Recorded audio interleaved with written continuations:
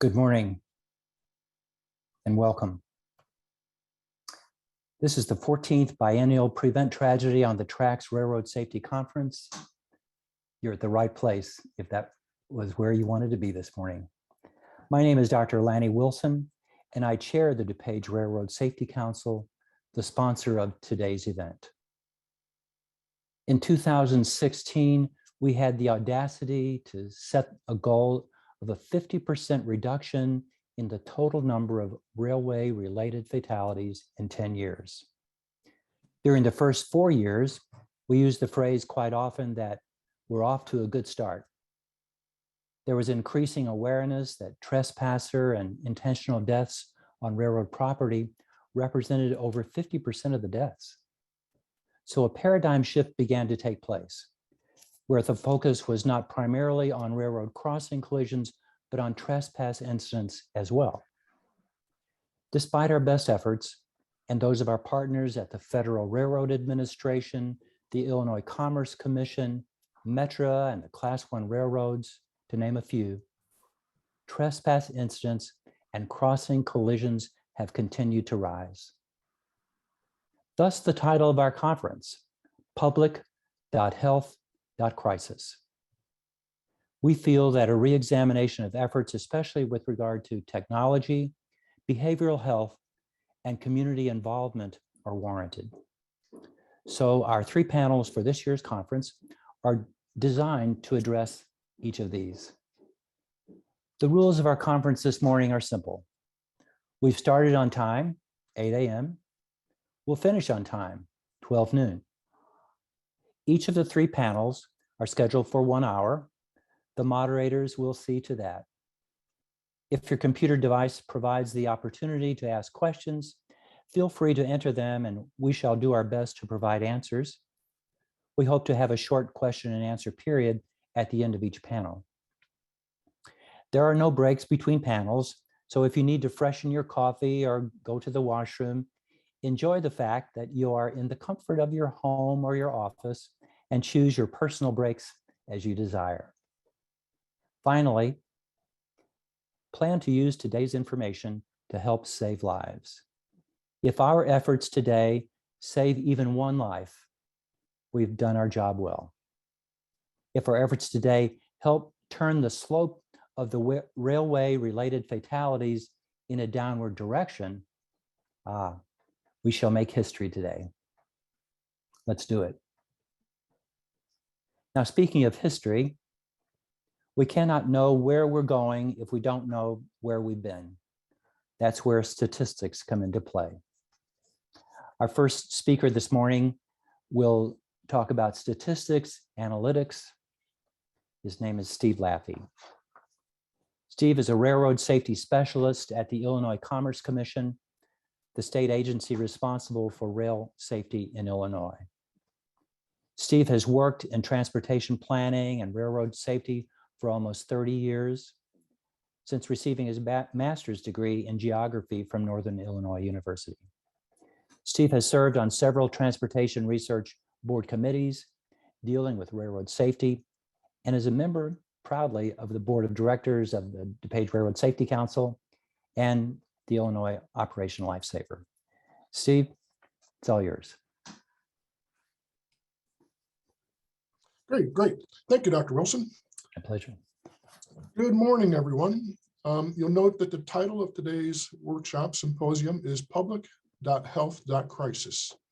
So what is the crisis? Well, to me, the crisis is the large number of people who are dying in railroad-related incidents. So why is this a crisis? Because I believe, anyway, that most of these deaths are preventable. My purpose this morning is to provide you with some basic demographic data, as well as some summary stats quantifying the trends in railroad fatalities between 2012 and 2021. Prior to COVID in 2019, about 2.85 million people died in the United States. Heart disease and cancer were the number 1 and number 2 causes, followed by accidents. When it comes to accidents, transportation-related accidents account for about 1/3, somewhere around 50 to 55,000 out of 170,000. Suicide, we'll see, is going to be very important today. Suicide was the 10th leading cause of death in 2019. Of the 47,511 suicides, 262 were railroad related, at least according to information at the Federal Railroad Administration. The impacts of these deaths is significant, as many involve train crews and other innocent bystanders exposed to the trauma of a train strike. And believe me, a train strike is very traumatic for everyone involved. There are also large impacts to the transportation system when a fatality occurs. The response and investigation can impact thousands, as many Metro commuters are painfully aware of. But most importantly, we as society lose the potential contributions those folks could have made to their family, their friends, and to our world in general. So between 2012 and 2021, there were a total of 10,387 railroad deaths. You can go to the next slide there, Ashley, if you want. The annual average was a little bit over 1,000 at 1,039. There's been a steady rise in the quantity since 2012 that peaked in 2019 at 1,117 deaths. That's a 12% increase between 2012 and 2021. However, what's really striking to me is that if you look in the lower right-hand box there where it says 41.3, that's a 41% or 43% increase in the rate of fatalities. So the rate has been increasing significantly over time. So another way to think about this is to say that a person is killed by a train about every 8-9 hours in the United States. And that kind of complements the fact that about every 3 hours, someone is struck by a train. So who is being killed? Well, FRA's injury and illness data and the highway rail crossing collision reports provide a variety of ways to look at the type of person involved. The two leading causes were trespassing not at a crossing, roughly 47% of all deaths, and verified suicides that did not occur at a crossing at about 21.6%. So something to note about suicides is that they are probably significantly undercounted, and it could be that as many as half of all railroad deaths are actually suicide. The remaining 30% were deaths that occurred at grade crossings that involved vehicles or pedestrians, as well as a few suicides at crossings. So you can see the top two, the yellow bar and the green bar, those are crossing deaths. The gray bar and the orange bar and the blue bar on the bottom that represent the vast majority, those are the trespassers and suicides. So the type of fatality is important to consider when you're trying to develop countermeasures and ultimately allocating resources. So what are some of the characteristics of fatalities? Well, men account for 74% of all railroad-related deaths that we know. Gender is only available in about 35% of all the data records, however. When it comes to age, the mean age for fatalities that occurred at a crossing is about 45. For the fatalities that did not occur directly at a crossing, the mean age is a little bit less at about 38. The month, July, is the most popular month or has the most fatalities, and February the fewest.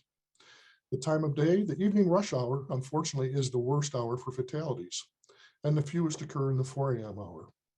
The type of train involved, about 2/3 of all fatalities involved a traditional freight train, and the remaining 30% or so were split pretty evenly between commuter rail operations and Amtrak. So the goal on the last slide there, in 2016, like Dr. Wilson mentioned, we had introduced a goal to get a 50% reduction in 10 years. So by 2026, that number should be down to 516.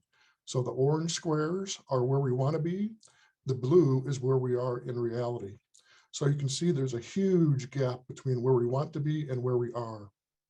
So I'm looking forward to the way that our presenters today are going to share with us about how to get there. And with that, I'll turn the stage back over to Dr. Wilson. Thank you. Well done, Steve. As always, I learn every time you speak and share those numbers. Steve is one of the most reliable statisticians in the country, and so we're really proud that he's one of our railroad safety partners. Well, many of you expected to see Administrator Bowes today, as we did, but we found out essentially at the last minute that he won't be able to join us today. I have it from reliable sources, though, that the only two places Administrator Bowes would rather be or had to be, rather than with us today, would be either with the President of the United States or his immediate boss, the Secretary of Transportation. And in fact, that's where he is today. However, we're very fortunate that the Deputy Administrator, Jennifer Mitchell, was able to fill in last minute. Thank you so much, Jennifer, for coming to the rescue. Jennifer Mitchell was appointed as Deputy Administrator of the Federal Railroad Administration in April of 2022. She's hit the ground running. In that role, she provides executive leadership and direction on agency operations and policy matters, including the agency's safety and rail development activities. Ms. Mitchell has over 25 years of experience working in the transportation industry in both the public and private sectors. Prior to joining the FRA, she served for 8 years as Director of the Virginia Department of Rail and Public Transportation, where she led several strategic initiatives. These include landmark agreements between CSX, Norfolk Southern Railway, and Amtrak to significantly expand passenger rail service in the state over the next 10 years, as well as advancing construction of the new long bridge across the Potomac River. How George Washington might have loved that. Jennifer also helped lead the creation of the Washington Metro Rail Safety Commission in collaboration with Maryland and the District of Columbia. She played a key role in securing dedicated regional funding for the Washington Metropolitan Area Transit Authority, development of a new transit ridership incentive grant programs, and creation of the Commonwealth's Smart Scale Multimodal Transportation Funding Program. Jennifer gave me permission not to read all of her bio, but I can't help it. Just one more paragraph, and Jennifer, you're on stage. Ms. Mitchell has served on boards of the American Public Transportation Association, Women's Transportation Seminar, and the NO Transportation Foundation. In 2018, she was named by Railway Age as a Woman of the Year. And in 2020, she was named by the Council of Minority Transportation Officials as a woman that moves the nation.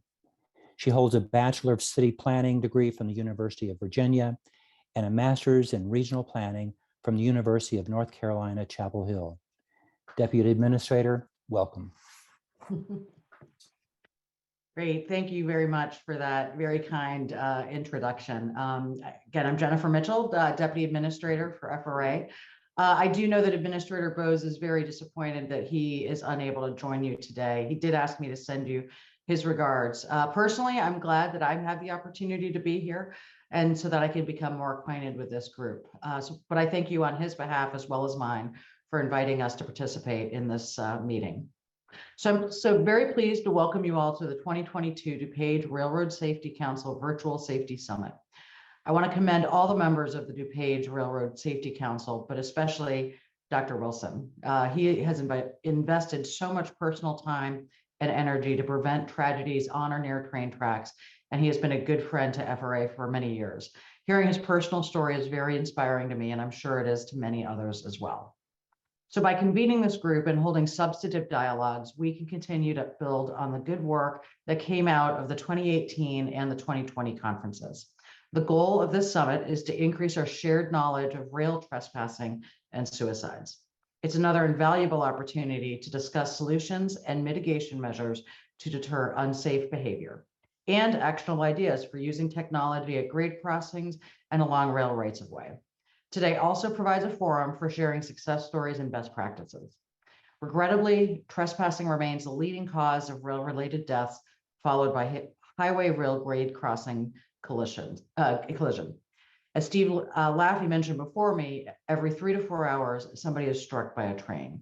Last year, more than 610 people were killed while trespassing, and about 524 people were seriously injured. In addition, 166 individuals committed suicide along the tracks. The suicide rate in America was trending down in both 2019 and 2020.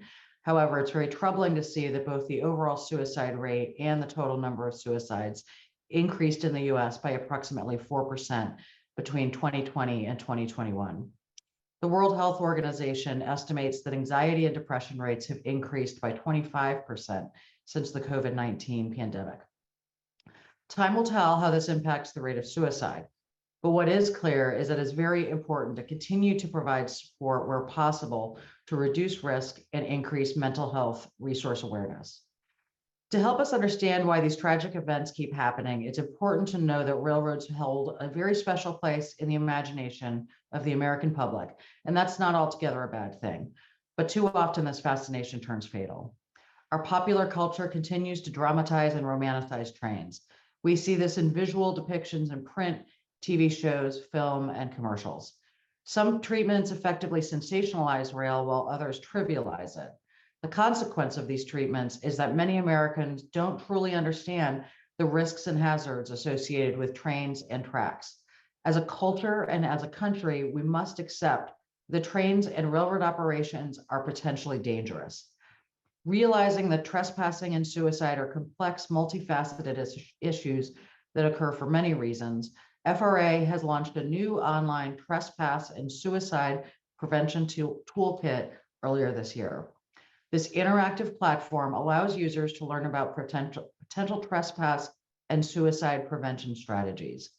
Users can search terms or filter strategies by the type or location of events.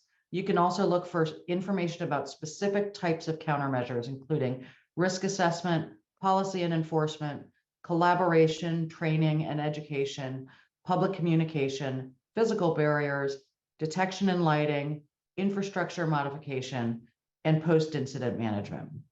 We all know that the fatality statistics aren't just numbers. They're somebody's family member, friend, coworker, or neighbor. And that's why what you're doing today and every day is so important, because most train tragedies are preventable. It is why your very ambitious goal to reduce the total number of rail-related fatalities by 50% by 2026 is critical.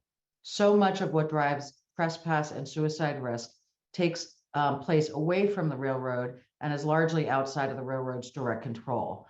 This is why partnerships and collaborations are so critical to addressing a problem at its root. An effective partnership may help in the short term and will also form a relationship which will hopefully start to reduce the risk associated with trespass and suicide over time. Some examples of suicide deterrence and trespass abatement partnerships include the Global Railway Alliance for Suicide Prevention, also known as GRASP. And since 2014, FRA has been working with the Volpe Center to host GRASP, an international working group aimed to gather experts in rail suicide prevention from around the world to share best practices and emerging technologies and strategies. Another example is the Suicide Prevention for U.S. Rail Working Group, which is aimed at commuter rail representatives and provides a forum for stakeholders to meet and share insights with one another. We've also been holding a number of grade crossing safety and railroad trespass prevention workshops. We've held these events in Chicago, Boston, Los Angeles, and in Florida. And just coming up in the next couple of weeks, we've got another workshop scheduled to be held in Raleigh, North Carolina from November 1st, 2nd, and 3rd. We're also planning for workshops to be held in Houston, Texas, as well as Southern and Northern California in the spring and summer of 2023. The agenda for each of these workshops varies and based on local concerns, but each event includes discussions on leading industry best practices, root causes, local strategies to reduce incidents effects on communities, recommendations for future actions to reduce incidents, and funding solutions for implementing mitigation strategies. Beyond these consultations, FRA continues to support the development of other tools and resources. For suicide abatement, research indicates that some railroad employees may be trained to recognize warning signs and to intervene appropriately. Many commuter railroads are using that strategy. Similarly, there's a variety of surveillance strategies that may be employed to detect an unauthorized person on the tracks or in a restricted area. Such individuals may be identified using smart cameras, drones, or other detection methods, and then safely removed by railroad personnel. During the last few decades, we've seen the number of fatalities at railroad crossings decrease. We want to continue to see that same thing happening with trespassing fatalities. Thankfully, unlike years and decades past, there are now more resources available to aid railroads, states, and communities to combat trespassing. For example, in June of 2022, we announced $207,000 in railroad trespassing suicide prevention grants. These funds were used to facilitate thoughtful and consistent collaboration between railroad carriers, communities, law enforcement, educators, and mental health organizations. A few examples of these awards included $56,000 to the South Florida Regional Transportation Authority for the South Florida Rail Corridor Railroad Suicide Prevention Education and Outreach Campaign Project. We also funded $100,000 to the Massachusetts Bay Transportation Authority for the MBTA Suicide Trespass Prevention Project, and $50,000 to the New York Metropolitan Transportation Authority for the expansion of trespassing and suicide prevention initiatives. The activities funded by these grants include advertising of mental health services and intervening with individuals in crisis, among other uses.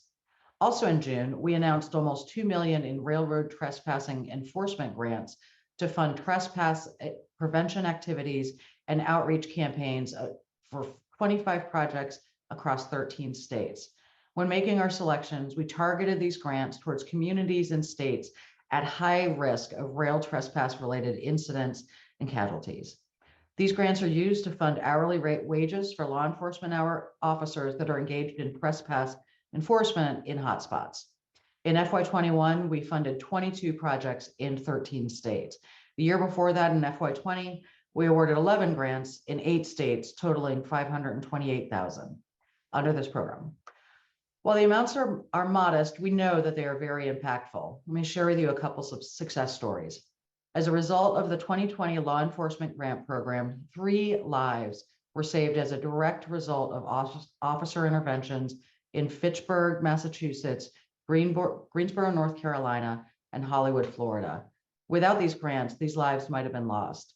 In addition, there were over 4,000 trespasser encounters, over 1,200 arrests, and more than 3,500 warnings that were issued.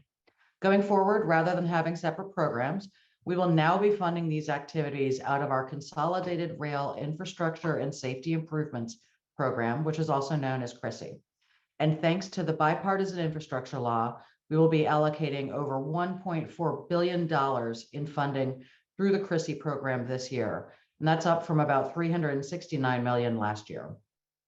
In this year's program alone, a minimum of $25 million will be made available for the development and implementation of measures to prevent trespass and reduce associated injuries and fatalities.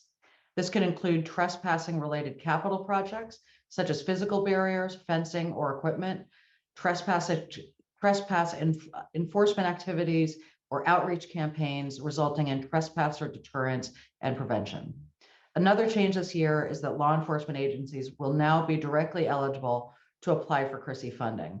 We will be prioritizing our funding for programs in the top 25 counties with the most pedestrian trespasser casualties, which unfortunately even includes some counties in the Chicago metropolitan area. And again, with the passage of the new bipartisan infrastructure law, we'll have more funding than ever in the CRISI program, which can go to these important activities. So I realize that those of you here today are all too familiar with the challenges and many of the possible solutions. The Greater Chicago region has always been a very important area for FRA. It's been a high priority for us to partner with local, state, county, and city officials and other stakeholders such as this wonderful group. Both as the nation's rail hub and based on prior experience, we know that Chicagoland continues to experience far too many needless rail-related deaths and injuries. FRA data indicates that Cook County continues to be among the top 3 in the nation for the most grade crossing, trespassing, and suicide casualties. By the same measure, DuPage County is 44th in the nation.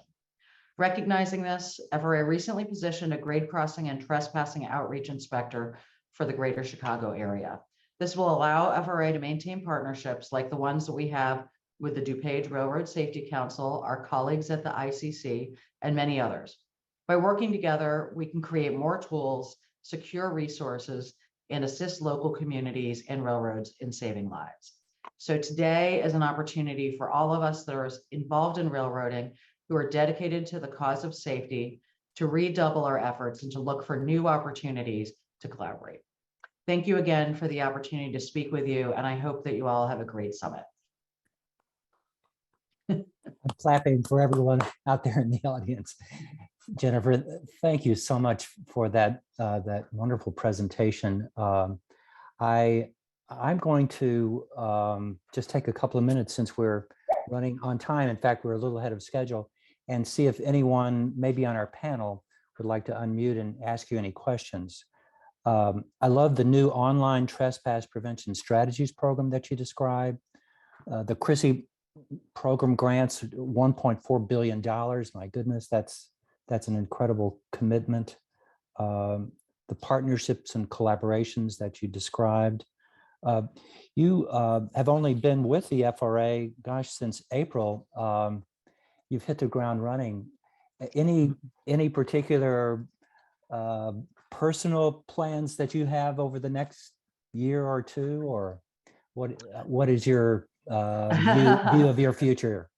Sure. So, you know, it's been a great opportunity for me to be at FRA. As you mentioned in my bio, I came from the state level. So there's a lot of things that that we do at FRA that we didn't necessarily handle at the state level, such as some of our safety regulations, coordination with labor unions, and even some of this grade crossing safety issues.